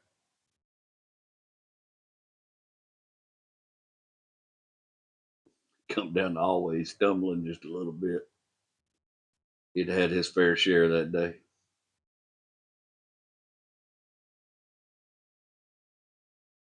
And then right before he got to his room, he knocked on my door.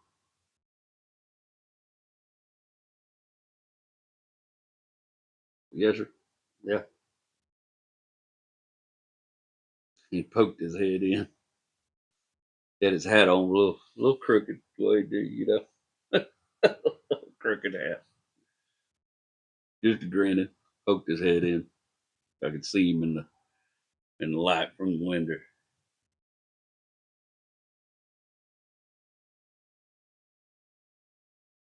He said, "Hey, Pooh Bear." I said, "Yeah." He said, "Little brother, you have got to stop kicking your own ass. There is a whole world full of folks that are lining up to do it for you."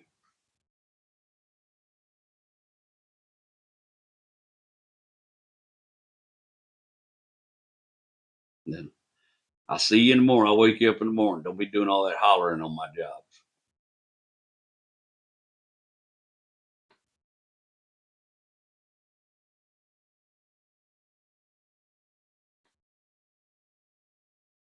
It didn't. I'm not gonna tell you it fixed everything that night. It didn't fix everything that night, but it got through to me. And I got up the next morning. I went to work with him. Then I went the day after that, and so on. And he taught me some shit. Taught me a lot about plumbing. Taught me a lot about electronics. And man could work on just about anything. Taught me a lot of stuff.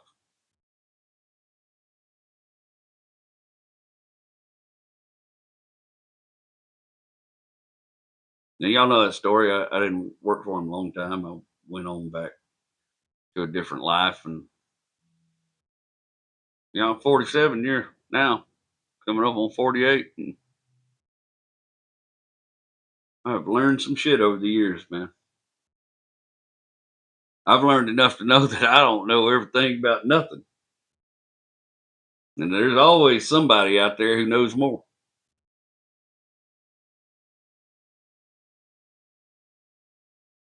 Most important thing I learned is that sometimes you're just wrong, and you got to own that shit, but don't wallow in it. Stop kicking your own ass. Ain't no good comes of that. Ain't no good comes of beating yourself up. You own that mistake, you do your best to fix it, and you move on. That's one of them things that stuck with me. Plenty of negative things that stuck with me. People said to me over my life, and I've had to deal with a lot of that, and plenty of positive things people said to me. But that That's one of them things that stuck with me.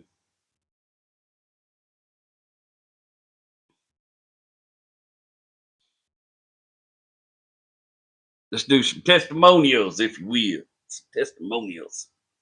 Do some testimonials. We got time. We got time to do some testimonials. And I actually am prepared this week. Look at me, buddy. Let's see. Let's see. Where we go?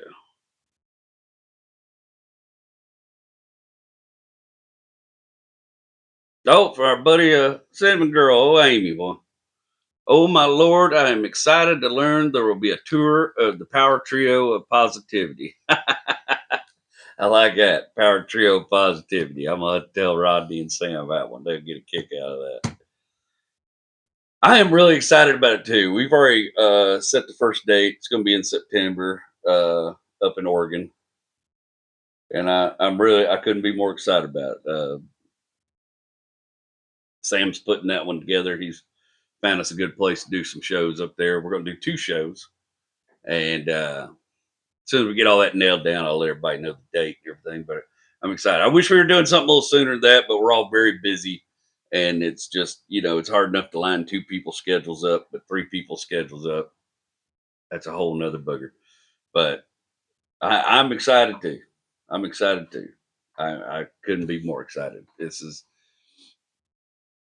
This all started from a joke I made about what my dream tour would be. And now look here. Words. Man, I tell you, words are powerful. Sometimes you just got to say the stuff you want. Yes, ma'am. I'm excited too. I think I really think there's a great potential in that show to be something new and different anybody else has done. And I'm really excited about it. And I couldn't be more excited about the guys I'm working with on it. All right, who we got here? At Dave Cooley, 2675. I didn't take into consideration that it was a regional pronunciation. Love all of what you say. I enjoy all your content, not because of how you speak, but because you're a good storyteller. Rodney is a great comic. Rodney is a fantastic comic and an even better human being. Rodney is. Yeah, I think I must have been talking about Patna or something. I said most of my words are regional. Most of the stuff I pronounce the way it's because the way I was taught, the way I was raised, people I was raised around. Some things I get wrong because a lot of things I read for the first time. My people didn't have a big, expansive vocabulary. I spent years thinking that the word apropos, I still can't say it right. Apropos. I thought it was apropos. I would read a book and it'd be apropos, apropos. And then the first time I said it from somebody, I think it was Rachel, and she's like, "What the hell did you just say?" And me and her had a lot of experiences like that. But Patna's my hill I'll die on. I will die on the Patna hill, and I don't care who has a problem with it. You say patina in my garage, I am going to ask you firmly but politely to leave. This is a Patna garage. We don't got no patina on nothing in here. It's Patna. Yes, sir. I appreciate that. And certainly not all people. I just know that it's helped me in my career. I know there's places I go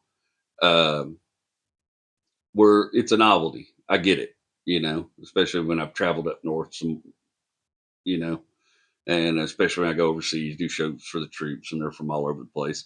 I know a lot of times people laugh, and I hear them. I can hear them in the crowd sometimes repeating things the way I said it, and I know that it's a novelty for them.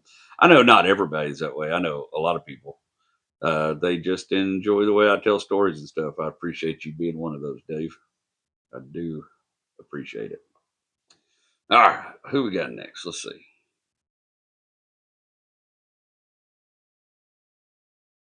Oh, this is a long one. At Gene Bond. Thanks for another one, JW. You struck a nerve with the just figure it out when something quits working. It's always been my nature and will continue to be. It's helped me pile up a garage full of machines and tools I get to use every once in a while, like a broken wood chipper, lawnmowers, etc. It's helped me make a good living as a design and field service guy who doesn't want to retire because he loves what he does. Well, I like to hear that. I don't think none of us ever want to retire once we find the thing we're good at.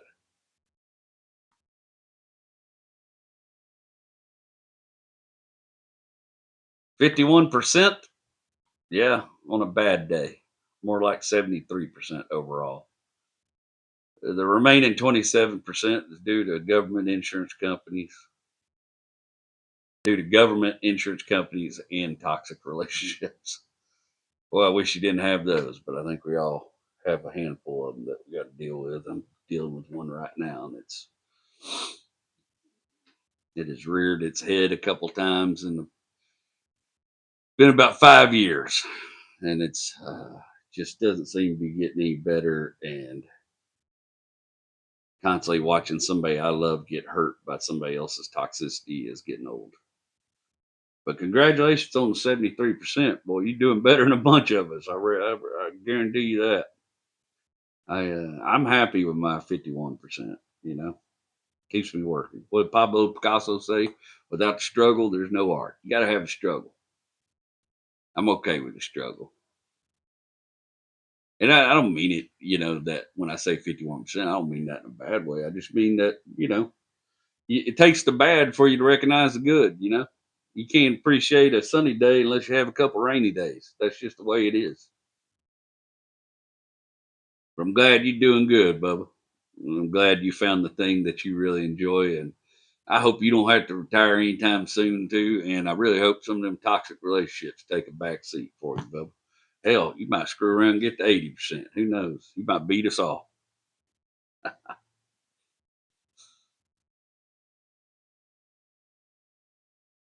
Oh, righty.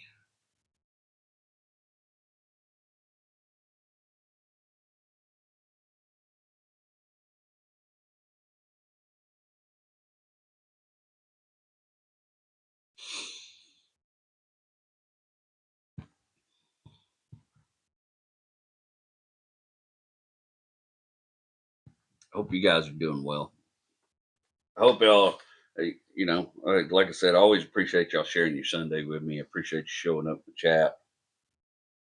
I enjoy that aspect of it. I enjoy getting to be present, bullshit with y'all while you guys are watching these little pieces of art I create. And I appreciate you giving up that time to spend with me. It means a lot to me.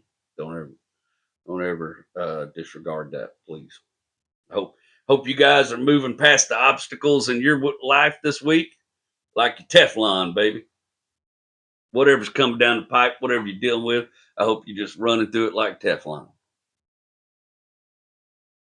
I'm leaving Wednesday or Thursday, which means I got to write next week's episode and get that all done by Wednesday. So it's going to be a busy couple of days for me here at the house. But I'm leaving, and I'm doing a run of shows all through Oklahoma with my buddy Barry Laminack, man. He's a good hang. I'm excited about that. That's going to be a good time. I like working with old Barry. I don't mind traveling with Barry. That's part of this business. You got to find people you can travel with. I like traveling with old Barry. We do pretty good together. This will be a good test for us, so it's a little longer travel, but we're doing a show at a theater in El Reno, Oklahoma, which memory serves me correctly is a little bit west of Oklahoma City. And then me and him both are performing at a private event at a trade show in Oklahoma City for I think it's like auto parts vendors and stuff. I don't know the whole deal. It was a deal another comic friend of mine had, and he asked me to come be a part of it. And money's good, so I'm going. So we're gonna do that. We got that little trade show in Oklahoma City, and then the next day we're gonna do a show at a place called Bad Brad's Barbecues, kind of famous old barbecue joint, dance hall type place, and that's in Stillwater, Oklahoma. And if, once again, I may get this wrong. I think that's a little northeast of Oklahoma City, so it's like another side. Oklahoma City's huge, so it's a good enough distance. I think. I hope to break two shows away from each other gives people from different parts of the state some ability to get out the shows. And then Sunday, Super Bowl Sunday, which is a hard sell, but it was the date I could get for this tour. We're going to do a show at the Looney Bin in Tulsa, Oklahoma, which I love Tulsa, Oklahoma. I have become a great fan of Tulsa, Oklahoma. I have a good time every time I'm there, and I'm really looking forward to doing this show. I hope I got some people coming. I hope I can get some more. I got a buddy up there that he's going to take me to. There's an old church that Sam Kinison preached at. It was his mom's church, and it's this old church Sam Kinison preached at, and it's been abandoned, and I guess they're getting ready to tear it down. And he's got some little souvenirs out of it. And he knows I'm a Sam Kinison. I was a big Sam Kinison fan, and so he's going to take me out there to see this little church. Maybe get my own little souvenir, some sort of thing to hang up here in the wrecking yard, a little Sammy. And of course, I always try to I like going out there, graveyard out there, because there's a lot of cool people buried in there. I like to go out there and pay my respects there at that graveyard in Tulsa. A lot of important voices to me growing up that are out there. I just, right before we went to San Antonio, I was in Louisville last weekend, and we didn't do as well on ticket sales in Louisville as I'd hoped. That show was a little bit of a wash once all the expenses are paid. But we didn't lose money on it. But part of this job is I have to make money, and ticket sales do not look great for Oklahoma right now. So we'll see how this run goes. I'm hoping we can boost these ticket sales this week. Part of being a comic is being a part-time promoter or marketer, So we'll see how this run goes. Whatever. It's all right, though. The thing about life is it's going to happen anyway, whether you're ready for it or not. It's going to happen anyways. Best I can do is just promote my ass off and hope the good folks of Oklahoma want to hear a little bit of my brand of humor and come out and buy tickets to shows. And me and Barry are able to make a little scratch on this run. I don't have any merchandise to take with me, so it's gonna make it a little tighter. I gotta get me some new merch order. It's not y'all's problem. That's my problem. Remember, I'm rooting for you. I am. I tell you that every week. I mean it 100%. I appreciate you sharing your Sunday with me. I am rooting for you. I want every one of you to have the best that you can have and do the best that you can do with what you got. And do me a favor. Stop kicking your own ass. Because there's a whole world full of folks lining up to do it for you. You don't need to do it. Own your shit, move on. I'm JW, and I love you.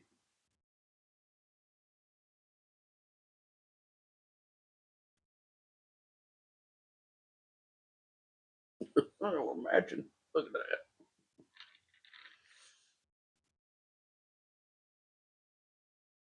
It's no surprise to me I am my own worst enemy. 'Cause every now and then I kick the living shit out of me. Smoke alarms going off and there's a cigarette still burning. Please tell me why.